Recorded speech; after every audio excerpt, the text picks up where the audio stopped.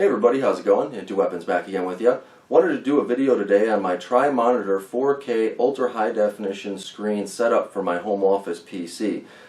This is a kind of a newer technology, the 4K being to the market. It's about a year or two into the market, and the technology and the price has gotten so much better that really being able to do a nice setup like this for your home office has become within reason as far as a budget's concerned. So it took me a lot of time and a lot of effort going through forums and finding ways that I would lay it out and what to be able to use, what not to use. I spent a ton of money on adapters that didn't work, so I was hoping that maybe if you guys were interested in having some sort of setup similar to this, even if you don't have the supporting monitors like I do to the sides of the 4K TV. The 4K TV still makes an excellent type of home monitor for a computer use. You have a really good clarity of the picture. You're able to have a lot of real estate of the screen. As you can see here, I can, well, what I will show here is fit numerous open windows across all three of the screens interacting with each other, so you're able to multitask in a much more efficient way. But hopefully this will save you some time, because again, I spent a lot of time and I wish I didn't have to spend, as well as a lot of money, in order to achieve this type of setup. So what I'll do is kind of give you an idea of kind of how I did it, then with the accessories, etc. for the home office, maybe the wall mount, some information on that. I'll show you a couple different layouts that I have available to me with the specific wall mounts that I have for the supporting monitors, as well as the different adapters that work for me, and the software that I'm using, which is a free PC download to support being able to control the wallpapers across three different screens like we have here. So what we'll do is we'll get you a little bit closer in and give you a better idea of some of the stuff that I did to do that. So real quick, just some specifics on the TVs and monitors as far as the model numbers and what they're running at.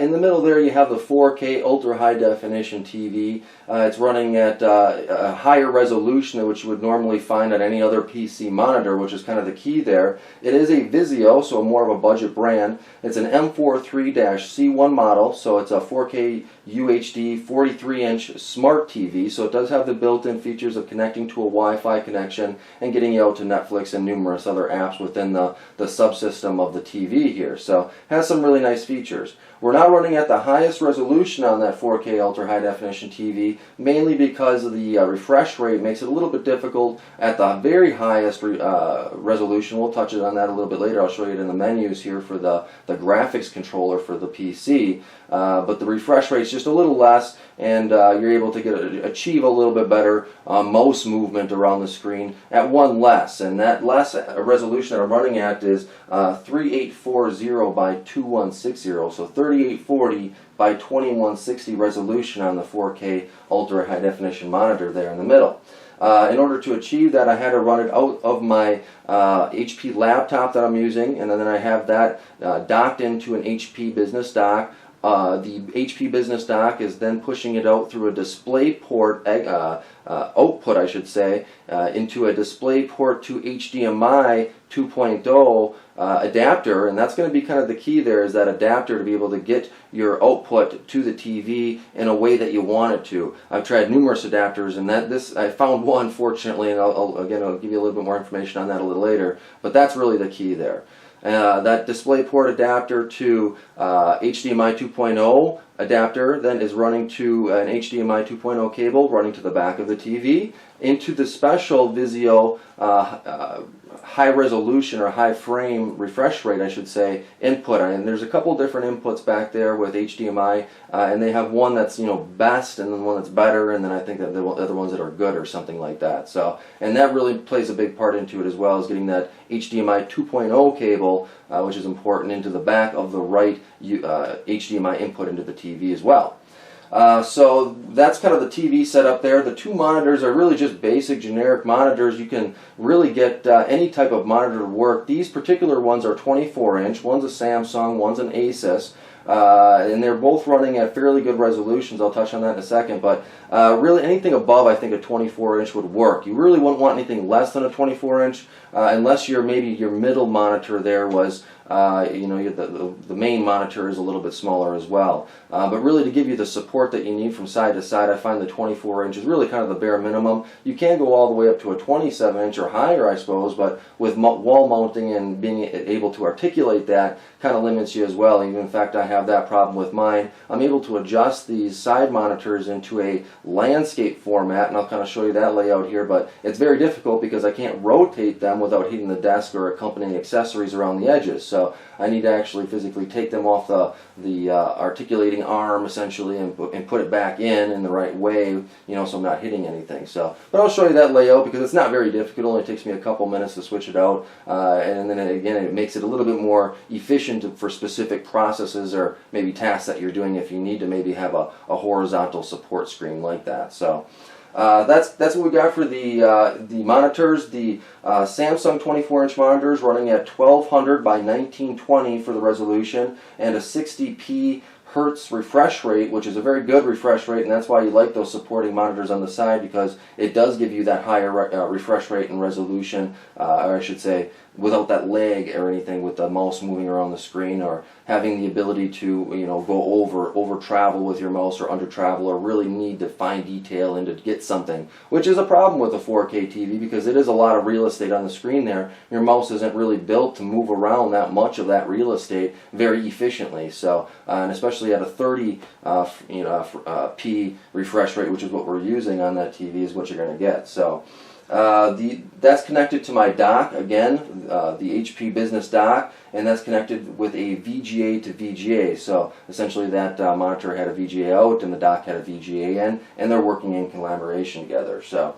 the second monitor, the 24-inch Asus, is running at 1080 by 1920 60p hertz refresh rate. So again, a very good refresh rate, a little bit lower of a resolution, but that's connected to the dock again. So everything's connected to the dock. There's nothing physically connected to the PC via an HDMI to HDMI DIVX adapter. So it's got a DIVX in the back there of that dock, and essentially that's got an adapter that's switching over to a HDMI, and the HDMI cord over to the Asus monitor in. And with those three types of connections output from the dock, which is the VGA, the DIVX, and the DisplayPort, they do work together all as one, so you're able to achieve, even with an HP laptop at least, with a docking station, to be able to get a triple monitor output. That is possible. So I know a lot of people have questions on that, especially with a higher resolution on any of the screens, especially the 4K resolution of the middle one. If the an HP, maybe a business, this is an HP ProBook, and actually here goes my screensaver, trying to save me some money. But the HP ProBook, this particular one has a more of a lower end graphics card, an Intel Graphics 4600, I believe. So it really gives you an idea of, even just the bare minimum sometimes can get you into a process like this that isn't difficult to do. Again, with the right setup adapters and maybe a docking station. So that's kind of the information on that. We'll get you a little bit closer on the mounting stuff and some of the adapters. Okay, so I guess with the TV, the ultra high definition TV, which is the middle one here, it's really just a standard TV bracket wall mount that you guys will find. This particular one was made by the Yes for All, and I think the model number is A3W0, heavy duty tilt TV wall mount, and that's good for 17 to 55 inch TVs. And I really tried to get as budget as possible, so it is one of the cheapest ones out there that I was able to find to hold a TV of this size, but still have that tilt capability, because if you do have it on a wall like I do, to be able to tilt it downward at an angle so you're at eye level is a little bit better than having your neck strain and your eye strain and not being able to use that monitor for long periods of time. Having an articulating one would be awesome, but I believe the cheapest articulating one for a TV of this size was roughly around $50 or $60, and this was kind of going to be my basic setup to be able to kind of grow off of, so I didn't want to go that route at this point in time and kind of keep it budget. So with the supporting monitors, what you're looking at here is a little bit cooler. It has some articulation to it. These guys are Video Secu, I believe is how they pronounce it, articulating TV LCD monitor wall mount, full motion, 14-inch extension arm on that thing. That's a tilt and swivel, and it's used for 15 to 27-inch monitors. And again, this one being a 24-inch monitor, so closer to the top end bracket of what it can do. And I'll just kind of move my speaker out of the way here, and I'll show you what it's able to articulate as far as going outwards, kind of like this with that arm, and really based on how you have these tensioned on here with these bolts on how easy that will be, and then being able to kind of swivel it in. You can really even compact this against the wall so it's flat against the wall, just like the TV itself is. So that's kind of a neat thing. It does have a lot of adjustment capabilities. The mounting of it is super easy. Essentially, you have just one bracket that sits against the wall here and a couple bolts that go into there. Obviously, into a stud would be preferred, but I believe with this particular one, as long as you're supporting only a smaller monitor, maybe a 24-inch or smaller, you can actually get some of these drywall mounts that kind of go in there, and they spread out where you can put additional weight on them and perhaps hold a monitor like this if you're not able to find a stud in the way or place that you need. Although with that articulation, being able to kind of move this monitor around like that, it certainly makes it a lot easier to put this into a stud and be able to get it to the position you need. As you can see, it doesn't go up and down, which is kind of the biggest thing there. So that would be a fully articulating arm where you're able to lift the monitor up and down. That would be a really handy convenience. But this is a cheaper one. Again, I kept the budget. It was about, if I remember correctly, right around $10. So very cheap, maybe even $12. And that for be able, the capabilities of what it's got here is a really great price. And again, one of the lower ends, and as you can see, it's holding up very well. I haven't had any problems with it. It hasn't gotten loose. I've been using it for about 6 months, and again, really kind of met my expectations as far as being a $12 wall mount. So the other thing that it can do is, you're able to twist, or what they say, swivel, your monitor here. And actually, I might be able to get it around here just so you guys can see. And what I'm finding is that because my desk is so high compared to where these monitors are sitting, it won't allow me to do that a lot of times without hitting the desk or the speakers, etc. But what I can actually do is just kind of lift this guy off, and I'm probably in the wrong position to do this now, but I'll have to go that way. But as you can see, it comes off very easily. It attaches via that VESA mount in the back of your monitor. It's got numerous VESA mounts, or VESA, I'm not sure if I'm saying that right,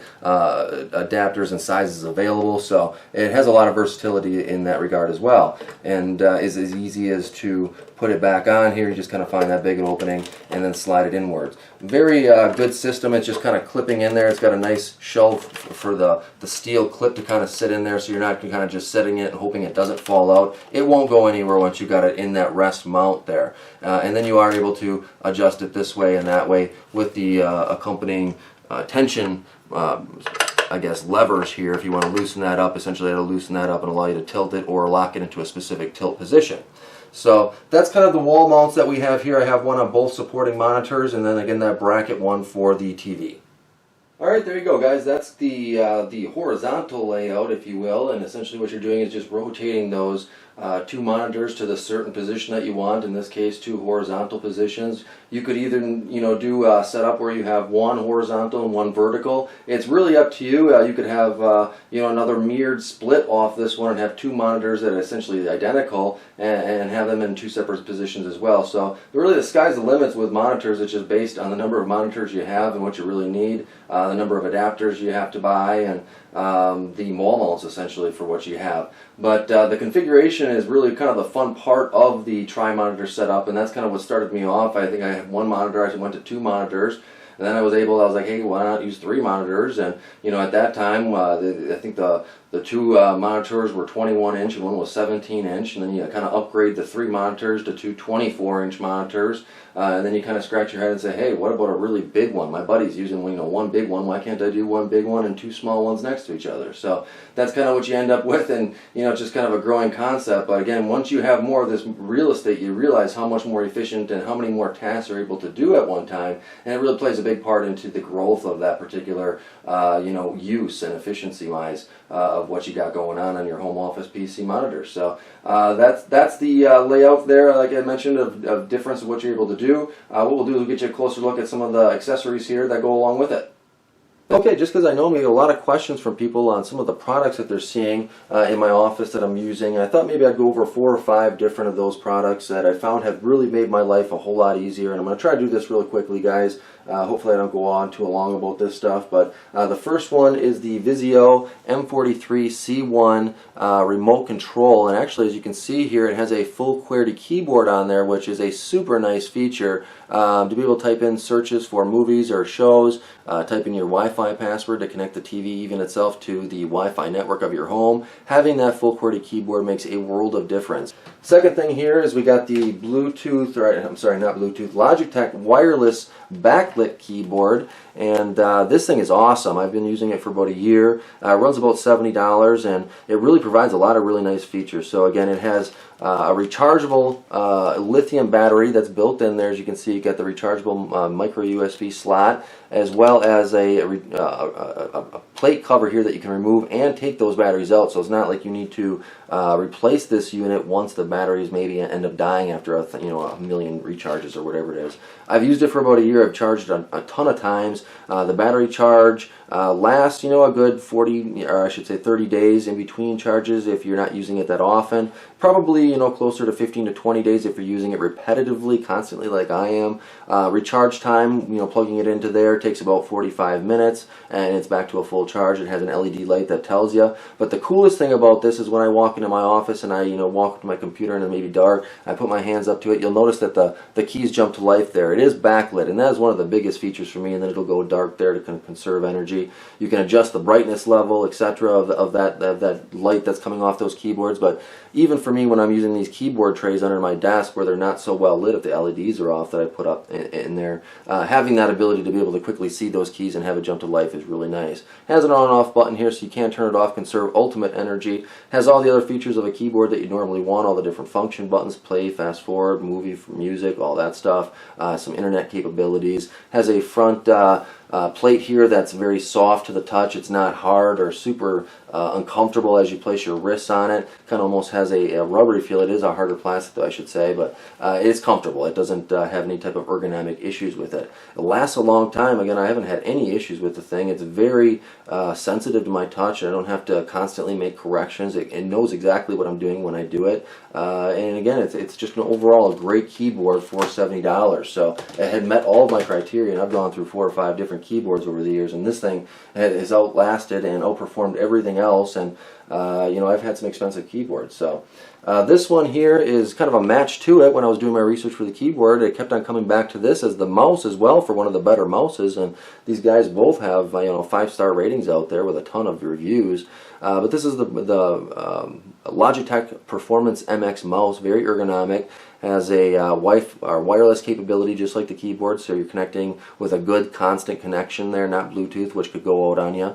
On-off switch there, a good tracking optical lens though. When I'm riding across 3 monitors like I do, a lot of real estate there, it knows exactly where I'm at. It doesn't jump, it doesn't move. When I'm on the 4K monitor, then I need to do incremental movements to smaller areas of the screen, because that's again one of the bigger challenges of a 4K monitor is the size of the screen, essentially kind of compacted down into a smaller size.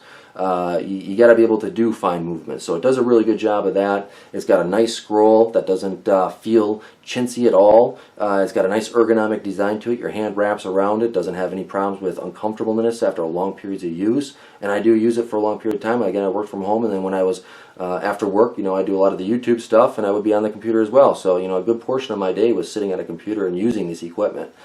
Forward back buttons just like you'd have any other mouse, but again, a really nice mouse. It has a good feel to it, some rubbery textures. It has some kind of a texturing to the rubbery feeling there, which is nice, kind of stippling if you will. And I think that thing runs, if I'm not mistaken, $40 or $50. But again, you can get a combo kit that runs right around $130. You get both the units together, so that's kind of nice.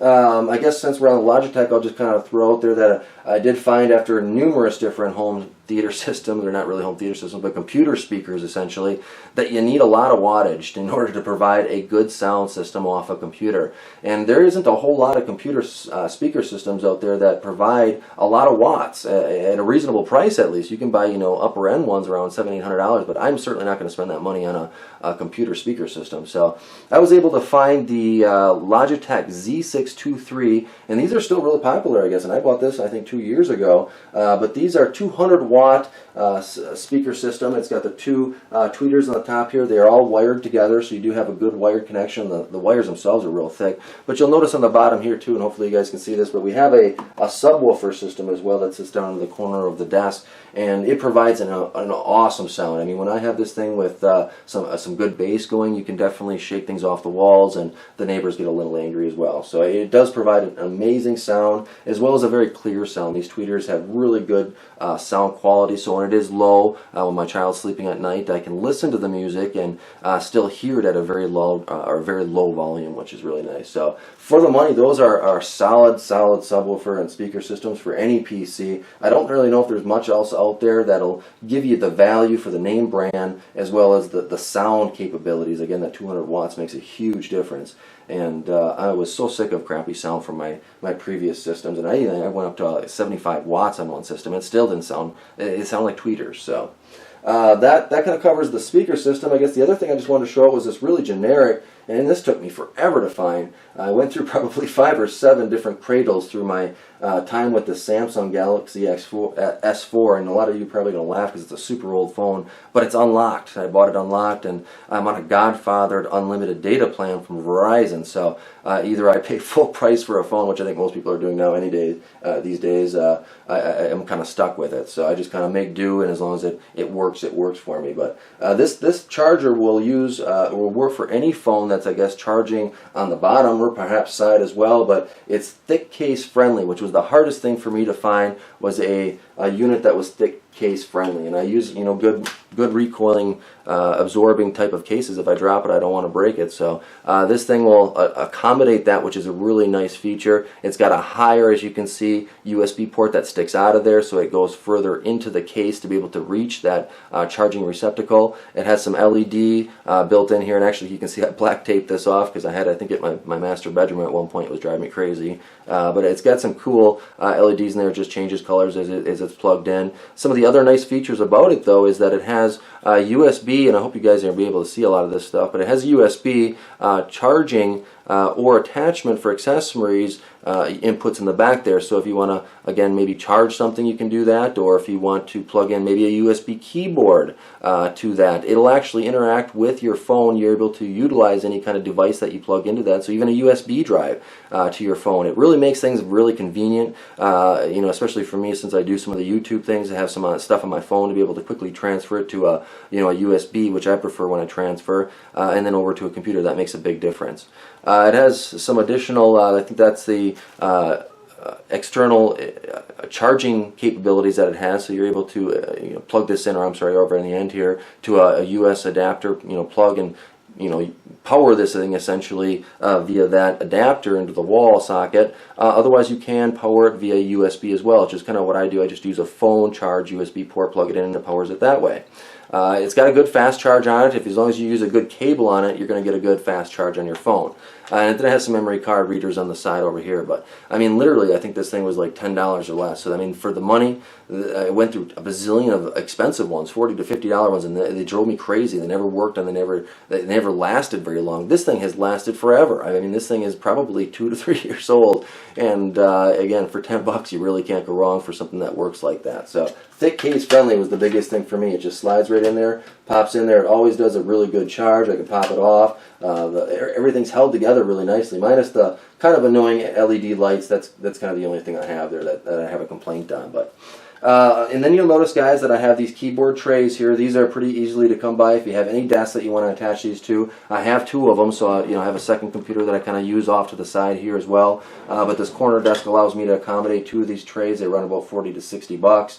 You just screw them into the bottom of your desk. So real easy, able to accommodate some additional storage or keyboard, which is nice. And then the underneath there, as you can see, I kind of have illuminating not only underneath but along the back side an LED light strip. It's an RGB 16-foot light strip, and I have an example here of one that's still in the bag. And essentially this comes to you, and these are $20 or less. Sometimes I think they're even down to $10 if you get them on sale occasionally. But these guys will provide you essentially a full kit in order to provide LED light to any space that you want. I use these in my master bedroom behind my bed frame, or I should say my wall frame of the thing there, the headboard or whatever you call it, and then I use it along the trim or baseboard in my closet on the inside to illuminate my closet as well, which gives it a really nice effect, especially if you take the doors off and use it as an additional space of the room. But they'll send you a 43, I think, button remote here that works really nicely, and it probably can power mine. So if I want to switch it over to white, maybe I can do it here. You probably got to pull the battery tab on there. It comes with the LED light strip like that. So you have the 16 feet. You just roll out, plug in, and then it has a self-adhesive on the back. I find it generally you're probably going to want to double adhesive it with some additional Scotch tape just to make sure that thing isn't going to fall off. The adhesive that they provide on there isn't the best, but it does work. And then they also provide you the plugs that are necessary there for you, so the AC wall plug as well as the adapter box that it needs, and then I think it's an infrared remote, you know, that it connects there. You put that kind of unviewable distance of the remote, plug that into the strip, and then this goes into your adapter, and that essentially controls the remote and the lights per your controller touches. And for $20 or less, it really provides, as you can see guys here, a great environment within your office that you don't get as depressed. If you got a little bit additional light, you can do the light in different colors, so per your moods. If you want to go maybe with yellower, if you want kind of have a gloomy day, you can kind of switch it over to yellow, give you a little bit more of that type of environment. If you want to do something that's a little bit darker, you can go with a blue. Really just based on your mood. You can switch it over to a fade where it goes through 7 different colors.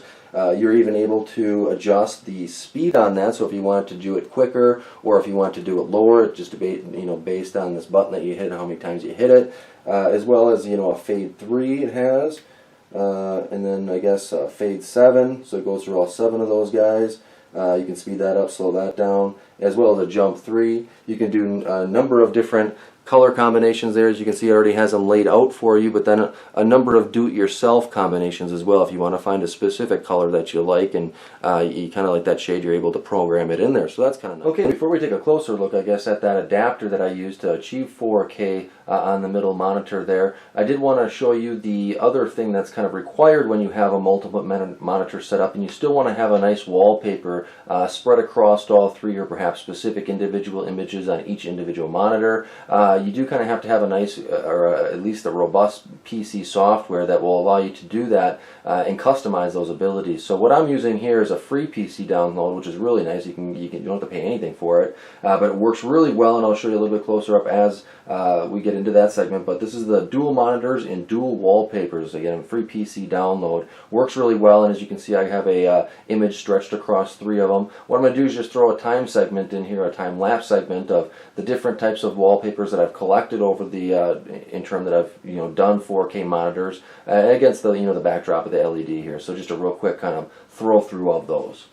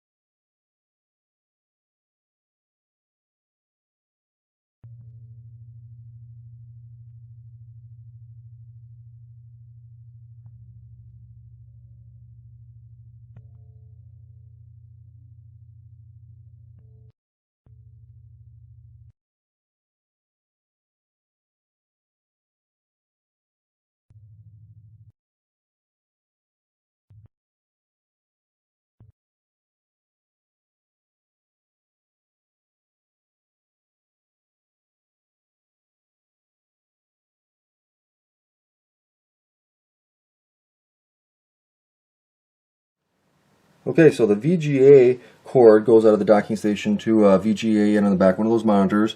The DIVX is outputted to an adapter that converts it over to an HDMI, and again that's just a standard HDMI, not a 2.0, not necessary, and that runs over to the second 24-inch monitor to the HDMI in there, and then underneath that, which is kind of hard to see because it's hidden underneath that DIVX, but it is the DisplayPort, and I believe it's 1.2 output, and that goes to a club adapter, and I'll show you that box here in the model number, but essentially turns from the DisplayPort to an HDMI 2.0 display out, so you're able to do the 4K at supposedly a higher refresh rate. Again, I can do it, it's not really that good. It kind of tweaks out on me. So that then converts to the HDMI 2.0 cable, which runs over to the HDMI 2.0 in on the Vizio TV to give you that 4K reception. So with those adapters and those three types of outputs working together, you're able to achieve those monitors working together nicely. Okay, so in this last segment here, I was just going to kind of show you the capabilities and how many screens you're able to open up across all three monitors, and just being able to transition, as well as just the layout, the computer knowing where you have your monitors on the wall. But first, I'd show you the club adapter here, which is about the fourth or fifth adapter I had to buy in order to get it to work on my computer with a good 4K output from my computer, at least my personal computer. And it's club at DisplayPort 1.2 to HDMI 2.0. UHD, so ultra high def, active adapter, and it's got to be an active adapter. The part number is CAC1070, and it supports resolutions up to 4K UHD at 3840 by 2160 at 60 Hertz. Now, the only reason I haven't been able to achieve 60 Hertz with my computer is because my graphics card, which is an Intel Graphics 4600, is not capable, it's just a low-end one, to output that particular I guess refresh rate, if you will, to another monitor through these types of adaptions. So I wouldn't essentially need to update my computer in order to be able to provide a 60 Hertz refresh rate. But that's probably my only complaint with the system, and you'll notice as I move my mouse around the screen here on the 4K monitor, hopefully you guys can see that there's no lag, there's no significant lag. It picks up everything I do. You get used to the little bit of additional type of sensitivity that it has, and when to stop and where to go and that kind of thing, but ultimately it was a pretty easy transition. Now what I'll do is I'll pop all the windows open that you could potentially have across all computers, and actually it looks like it's going to do this on me, so I'll have to open them manually, but you could have your Pandora open, you could have your Netflix open there, watching some Netflix, maybe a browsing tab for searches. I got my YouTube channel open a lot of times. We could have an Amazon window open over here, and we're doing some research on the products that we're talking about, obviously. And over on this one, we might have some online storage. In my case, this is a Google Drive, so just online storage through that stuff. You might have a calculator open, a notepad for taking random notes or things that come to you and you need a place quickly to put them down. And then I have my HD graphics control panel open here for you guys, so we can kind of look at that, as well as the screen resolution settings here that's achievable through this. So first, I guess we'll look at the screen resolutions, and you'll notice on this page you have the ability with your computer, and hopefully guys you can see this again, it's not too small for you, but to adjust or lay out these supporting monitors against your large monitor on however you want it. So your computer will know that, for instance, when I pull my screen this way, that is going to that monitor, and that it's that particularly height compared to this monitor that I'm using in the middle, and it's same likewise over to the right hand side. So it's nice to have that ability to be able to have the monitors work well with each other, where you can drag the windows without having much thought to it. That certainly helps a lot. But we'll take a closer look at this, and you'll notice that we're going to go back to number one, which is the main one, M43-C1 Vizio TV. 3840 by 2160 is what's recommended. It still achieves that 4K resolution, which is really nice. You just don't have too much of a hard time squinting to see everything. And essentially that's what happens. And it looks a little bit stretched out, I think, in the 4096 by 2160 or 2160 resolution anyway. So the true 4K ultra high definition would be that particular resolution. But again, the 3840 by 2160 works really well for me. You don't have to squint your eyes to see a lot of things. You can certainly increase your text size and your icon size and your window size through your computer's options, but what you have to remember is that will also affect the monitors to your left and right. So these become extraordinarily large and the screen essentially unusable in those circumstances. And I really have it pushed to its limits as far as the ability to increase things in size and still be able to use on both sides of the monitor. So 3840 by 2160 is the best at this point in time, I guess, for my computer. The other thing that you're able to do then is look at the advanced settings here, and we'll kind of pop in there, and you're able to see the monitor for the refresh rate, and I have the ability, I guess, to go up to 30. I don't know why I was set at 29 there, but we'll set that, and you can see it's going to refresh itself.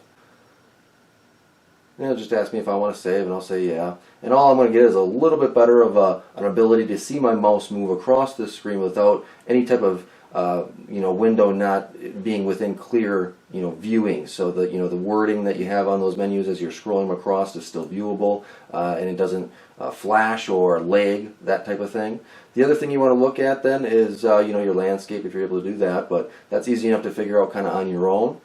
You can certainly drop this down. I've dropped it down to 1920 by 1080 on these 4K TVs. It certainly makes things large, and if you're working on a project where you kind of don't mind having just maybe one or two windows open, that is a plausible thing. It just gives you a really big normal monitor essentially, and you're able to kind of see things a lot better. So that certainly works, and you get a good refresh rate on this TV as well. I think it gets up to even past 60 if I'm not mistaken, refresh rate on that. So that's kind of nice. So we'll get out of there, and then the other thing we have here is the graphics controller, which essentially does the same thing, just allows you to switch those resolutions. And the one to the monitor S24, which is the one to the right, is running at 1200 by 1920 at 60 frames per or 60 hertz refresh rate. And then you can see I got to change to a 90-degree rotation and to maintain display scaling. So that just kind of helps that image stabilize itself comparatively to the other ones as well. And then over on the left-hand side, we have the Asus VW246, and that's running at a resolution of 1080 by 1920. And that's the max resolution that I'm able to run on this particular monitor just because of the scaling of it. And as you can see, again, it's running at 59. I can pump this up to 60p, which is probably what I'll do. The 60i doesn't really work for my graphics card that well, so I get a lot of problems with that. And I don't know why it resets itself back to the 59. I think a lot of times when I'm switching between different types of orientations of the screen or my programs that I'm using here, it affects that and it kind of switches it back. I'm not sure why, but that kind of gives you an idea of that stuff. And then what we also have then is the dual monitor wallpaper and dual monitor tools. Dual wallpapers is kind of a part of the dual, dual monitors toolbars program. So you kind of download one and you kind of get the other one as an add-on, but if we open the options to that, and hopefully again this is going to be big enough for you guys to see it. I'm not able to zoom in on this particular one, but under providers it gives you an ability to just specify a particular folder that you want to look at for your backgrounds and your wallpapers, and then you have specific things that you can do with your cursor, your launcher, your snaps, swapping screens between active windows and things like additional features that your normal operating system wouldn't provide you essentially.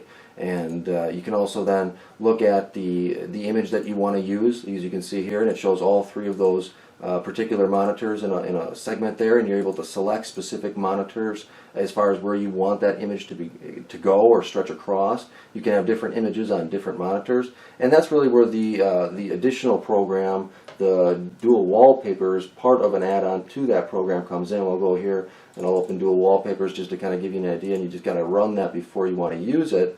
And you essentially just save these images that you're creating to a specific folder, and it's re-imaged that image to be able to stretch across the three monitors that you have. So it's, in essence, it's its own file, and if you try to reuse that at a later time, it's going to look blocky or unusual because it has re-imaged that file into three different things and rendered it back together. So, but what again it gives you that ability to do is select the three monitors that you want, and then select an image from your computer, and we'll just maybe select this one as an example, and we can go ahead and select, and what you do is just like any other computer, you're holding down the control button to be able to multi-select the different monitors, and then we'll go ahead and select the type of stretch or aspect ratio that we want to do. Typically what I'll do is understretch and adjust to maximize that aspect ratio, and you got to play it around. And you can see it didn't stretch it across all of them, so maybe that's not the best one to do here for this specific resolution of this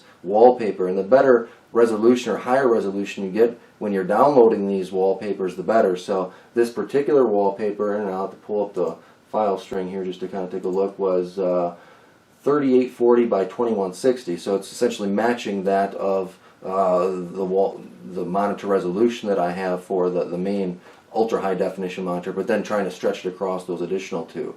You can get them as high, I mean, I got some really big ones in here, like this one, which is I guess that's 3840. I guess this one's 6,000 by something else. I guess I can't tell what that is, but I mean, again, I get them really high. Again, 6,000 to 4,000 is this one, so they can get very high in resolution, but your wallpaper is only going to use a specific portion of that image, so that's something you also have to keep in mind. But you know, you go to ultra high definition wallpaper type of people who provide those, the websites, and you can download a good number of them that'll fit and be easily manipulated to fit across your three screens. So this one, as you can see, it's stretched across pretty well there. I don't see any problems with it. It looks pretty good. You can center it, that kind of thing. And again, you're choosing the specific monitor you want to do that to as well. So you can do multiple images across multiple monitors. But that's pretty much it, guys. As you can see, it's a pretty neat system. It does a lot of really cool advanced things. And again, that dual wallpaper toolbar, actually just make sure I give you the right name of it here again. It's the Dual Monitor Tools, and that is a free download. And then you also have the Dual Wallpapers, which is the add-on program, which is again a free part of that program. It's not no cost to you, and it works well. Doesn't have any advertisements, and runs really quietly in the background. Uses up very little resources. So I hope this helps you out, guys. It was probably a winded tutorial, but I know a lot of people need to get the information that you need in order to put a system like this together, and hopefully that'll give you a basis, and the people who need it will watch it, and the other ones who get a kick out of it will just kind of skip through it and check out the different parts. So I appreciate you watching. If you have any questions, I'll do my best to get back to you. I'm not an IT guy, so I'm not really good at answering technical questions like that, and I certainly am not going to try to troubleshoot around on my computer because I got it how I want it. I don't want to mess it up. So if you guys have any questions, I'll do my best, but maybe another viewer or something can help out as well. Again, I appreciate you watching. Till next time, take her easy.